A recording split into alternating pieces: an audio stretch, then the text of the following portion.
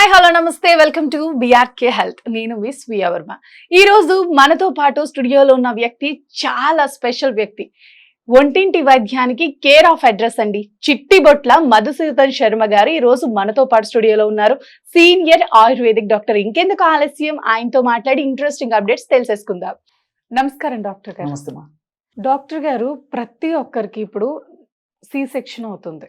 In case గర్భిణీ స్త్రీలకి normal delivery అనేది ఇంపాసిబుల్ అవుతుంది. ఇప్పుడు ఇంకొక 2-3 నెలల్లో మాకు తెలిసిన వాళ్ళకి డెలివరీ అవ్వాల్సి ఉంది. ఆమె కంగారైపోతుంది, నాకు ఎక్కడ సి సెక్షన్ అవుతుందో అని. నార్మల్ డెలివరీ అవ్వాలంటే డాక్టర్ గారు అసలు ఏం చేయాలి డాక్టర్ గారు? నిజంగా చాలా మంచి ప్రశ్నమా. నిజంగా ఎంతోమంది మహిళలు వాళ్ళు ప్రెగ్నెన్సీ దాల్చినప్పటి నుంచి, గర్భం దాల్చినప్పటి నుంచి ఈ ఆలోచన మొదలవుతుందమ్మా. అవును డాక్టర్ సో గారు. వాళ్ళకు పర్సనల్గా మొదలవుతుంది, కుటుంబ సభ్యులకు, బంధువులకు, వాళ్ళకు మొదలవుతుందమ్మా. భార్యాభర్తల విషయం చెప్పనక్కర్లేదు. సో అందరూ కోరుకునేది కూడా సిజేరియన్ లేకుండా నార్మల్ డెలివరీ కావాలని కోరుకుంటారమ్మా. కానీ మరి కొన్ని తెలిసి తెలియని పొరపాట్ల వల్ల, అవగాహన లోపం చేత, ఆరోగ్య స్పృహ సరిగ్గా లేకపోవడం చేత మరి చాలామంది మీరు అన్నట్లు తప్పని పరిస్థితుల్లో, గత్యంతరం లేని పరిస్థితుల్లో సి సెక్షన్ చేయించుకోవాల్సినటువంటి పరిస్థితి కూడా ఎక్కువ శాతం మందిలో కలుగుతుంది. అవును సో డాక్టర్ గారు. మొదటి నుంచి జాగ్రత్తలు తీసుకోవడం చాలా చాలా మంచిదమ్మా. ఈ రోజులు ఏమైతుందంటే పూర్వకాలం అయితే మరి 4 సంతానము, 5 మంది సంతానము, 7, 8, 10 మంది సంతానం కూడా ప్రతి ఒక్కరికి నార్మల్ డెలివరీ కామన్ అయిపోయింది. అందరికీ నార్మల్ డెలివరీ అయింది. ఈ మధ్య మరి న్యూక్లియస్ ఫ్యామిలీస్ వచ్చాయి. తర్వాత ఈ దంపతులకు కూడా 1 or 2 అంతే. 1 అనుకునేవాళ్ళు మళ్ళీ 2 అంటున్నారు. ఈ రెండిట్లోనే నడుస్తూ ఉంది ప్రజెంట్ ట్రెండ్ అయితే. సో దీనివల్ల ఏం జరుగుతుందంటే మరి లేటుగా, అంటే లేటు వయస్సులో వివాహం కావడం ఒక కారణము. అదేవిధంగా మరి వివాహం అయిన తర్వాత, గర్భం దాల్చిన తర్వాత కూడా చాలా మందిలో మాది అతి గారాబంతో, అతి మమకారంతో, టూ మచ్ అఫెక్షన్ చేసేసి మరి పిల్లల్ని, అంటే తల్లుల గురించి కూడా చెప్తున్నామా, పిల్లల సంరక్షణ అంటే గర్భవతులు, తల్లికేమో పిల్లలే కదమ్మా. సో గర్భవతులు ఉంటే కనీసము ఆ నీళ్లు తీసుకొని తాగడానికి కూడా వాళ్ళు లేకుండా కూర్చోబెట్టేసి సర్వీస్ చేయడం మొదలైపోయిందమ్మా. సో చిన్న చిన్న పనులు కూడా చేయకుండా వాళ్ళకు గర్భం దాల్చినప్పటి నుంచి కూడా టూ మచ్ విశ్రాంతి ఇవ్వడం వల్ల కూడా ఈ యొక్క గర్భాశయ కండరాల యొక్క పటుత్వం తగ్గిపోయి, సంకోచ వ్యాకోచాల గుణం తగ్గిపోవడం చేత మరి ఆ సమయంలో, అంటే డెలివరీ సమయంలో సంకోచ వ్యాకోచాలు సరిగ్గా చేయలేకపోవడం చేత ఈ యొక్క సిజేరియన్ సెక్షన్ చేయడం జరుగుతుందమ్మా. కాబట్టి ఏమంటే ఆహారపరమైన జాగ్రత్తలు తీసుకుంటున్నారు.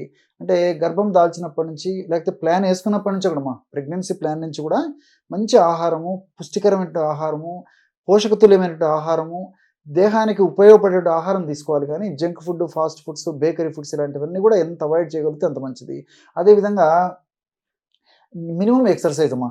అంటే సరే కనీసము గర్భం దాల్చేదాకా కనీసం అరగంట, 3/4 గంట గర్భం దాల్చేదాకా ఎక్సర్సైజ్ చేసి, గర్భం దాల్చిన తర్వాత కనీసం 10 నిమిషాలు, 15 నిమిషాలు నడక ఇలాంటివన్నీ చేయాలమ్మా. చిన్న చిన్న ఇంటి పనులు చేసుకుంటుండాలి.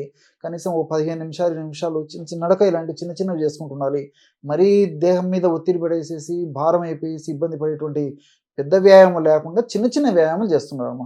సో చిన్న చిన్న ఇంటి పనులు చేసుకుంటూ ఉండొచ్చు. ఇలాంటి చేసుకుంటుండడం వల్ల ఏమంటే బాడీలో అన్ని రకాలైనటువంటి అవయవాలలో జరిగినటువంటి మార్పులతో పాటు ఈ గర్భాశయంలో కూడా చక్కటి పోషణ జరిగి, గర్భాశయ ప్రాంతానికి చక్కటి రక్త సరఫరా జరిగి, చక్కటి ఆక్సిజన్ సప్లై బాగా జరిగేసేసి, సంకోచ వ్యాకోచాలు డెలివరీ టైంలో బాగా జరిగేసేసి ఈజీగా డెలివరీ దానికి అవకాశం ఏర్పడుతుందమ్మా. కాబట్టి మినిమం ఎక్సర్సైజ్ ఖచ్చితంగా ఉండాలమ్మా. చాలామందికి తెలియదు ఇది. సో పూర్వకాలము మీరు బాగా గమనించారు లేదమ్మా, పెద్దలు మరి డెలివరీ టైం వరకు కూడా అరగంట, గంటకు డెలివరీ అవుతామన్నప్పుడు కూడా మరి ఆడవాళ్ళు, మాతృమూర్తులు మరి పనులు చేసుకుంటుండి మరి జస్ట్ ఒక గంట, అరగంటలో డెలివరీ అవుతాము, డెలివరీ అయిపోయి హ్యాపీగా ఉండేటువంటి పరిస్థితి ఏర్పడింది.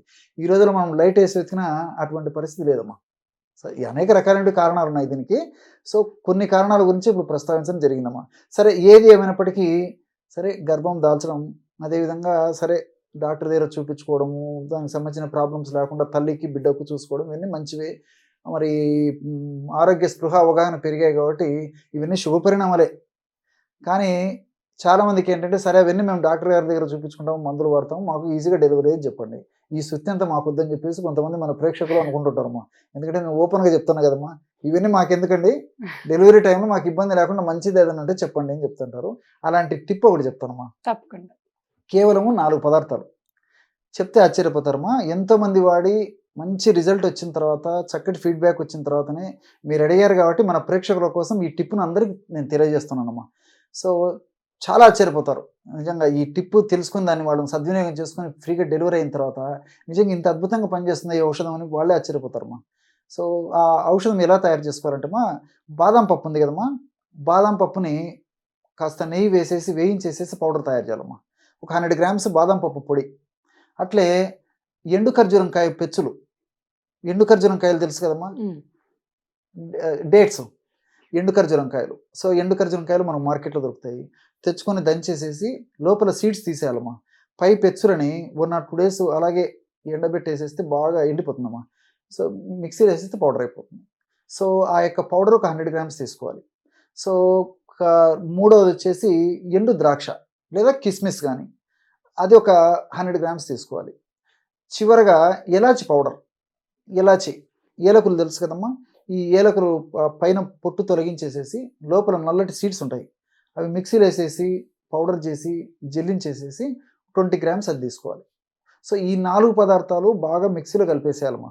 అంటే బాదాం పప్పు పొడి ఒక 100 గ్రామ్స్ లేదా 50 గ్రామ్స్ ఎలాగైనా పర్లేదమ్మా. బాదాం పప్పు పొడి 100 గ్రామ్స్ తీసుకున్నారనుకోండి. అదేవిధంగా ఖర్జూరం కాయ పెచ్చులు 100 గ్రామ్స్. అట్లే మూడవది ఎండు ద్రాక్ష ఆర్ కిస్మిస్ అదొక 100 గ్రామ్స్.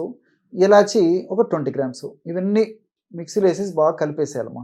బ్రహ్మాండమైనటువంటి ఫ్రీ డెలివరీ అయ్యేదానికి ఔషధం రెడీ అయిపోయినట్లే. దీన్ని ఒక గాజు సీసాలో నిల్వ ఉంచుకొని రోజు ఉదయం ఒక్కసారి, రాత్రిపూట పడుకునేటప్పుడు ఒక్కసారమ్మా. ఉదయం పూట ఆహారానికి ముందు వాడుకోవచ్చు, తర్వాత వాడుకోవచ్చు. అదేవిధంగా రాత్రి పడుకునేటప్పుడు ఒక కప్పు గోరువెచ్చని పాలల్లో ఒక 100 ml మిల్క్ తీసుకొని, లేకపోతే 200 మిల్క్ అయినా పర్లేదమ్మా.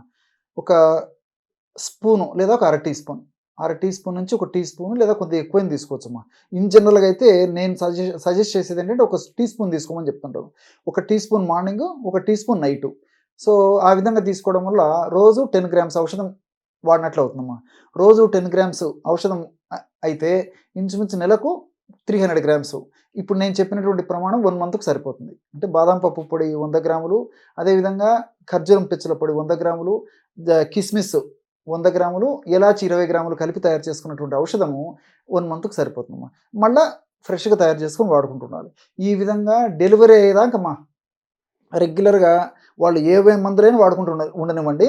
ఈ మెడిసిన్ మాత్రం, ఆహార ఔషధాన్ని మాత్రం ఖచ్చితంగా ఫాలో కావడం వల్ల మరి చక్కటి ఫలితం కలుగుతుంది. బాడీలో ఆక్సిటోసిన్ లెవెల్స్ బాగా పెరుగుతాయమ్మా. ఎప్పుడైతే డెలివరీ టైంలో ఆక్సిటోసిన్ లెవెల్స్ బాగా పెరిగిపోతాయో, ఆక్సిటోసిన్ గుణం ఏంటంటే సంకోచ వ్యాకోచాలు బాగా చేసేసి ఆ గర్భాశయ ఖండాలను బాగా సంకోచింపజేసేసి త్వరగా లోపల ఉన్నటువంటి ఆ గర్భస్థ శిశువును బయటికి పంపించడానికి ఆ ఖండాలు చాలా సహాయకారిగా పనిచేసేసి చక్కగా ఉపయోగపడతాయమ్మా. సో, ఈ యొక్క ఔషధం చాలా అద్భుతంగా పనిచేస్తుంది. రెండోది ఏంటంటే, ఇందులో ఉన్నటువంటి మరొక ప్రత్యేకత, కేవలము ఫ్రీగా డెలివరీ అయ్యేదానికి ఉపయోగపడమే కాకుండా డెలివరీ అయిన తర్వాత కూడా మరి మాతృమూర్తులు మరొక దానికోసం బాధపడుతుంటారమ్మా. స్తన్యం, తల్లికి పాలు. అంటే శిశువుకు ప్రకృతి ప్రసాదించినటువంటి, సృష్టి ప్రసాదించినటువంటి, మరి ప్రపంచంలో అత్యుత్తమమైనటువంటి మొట్టమొదటి వ్యాక్సిన్ ఏదంటే మాతృక్షీరం అమ్మ. ఆ మాతృక్షీరం బాగా ఉండేందుకు కూడా ఈ యొక్క ఔషధం ఉపయోగపడుతుంది. అంటే కాన్పోయిన తర్వాత కూడా సమృద్ధిగా మరి పిల్లలకి, శిశువుకి తల్లిపాలు పుష్కలంగా లభ్యమయ్యేటట్టు కూడా ఈ యొక్క ఔషధం ఉపయోగపడుతుందమ్మా. ఇది ఫ్రిడ్జ్‌లో పెట్టాలండి? నార్మల్ బయటే అంటే స్టోర్ బయట చేసుకోవచ్చా? పెట్టాలమ్మా. బయట పెట్టేసి మంత్లీ వన్స్ ఫ్రెష్‌గా తయారు చేసుకొని వాడుకోవాలి. నమస్కారం డాక్టర్ నమస్తే. గారు. ధన్యవాదాలు.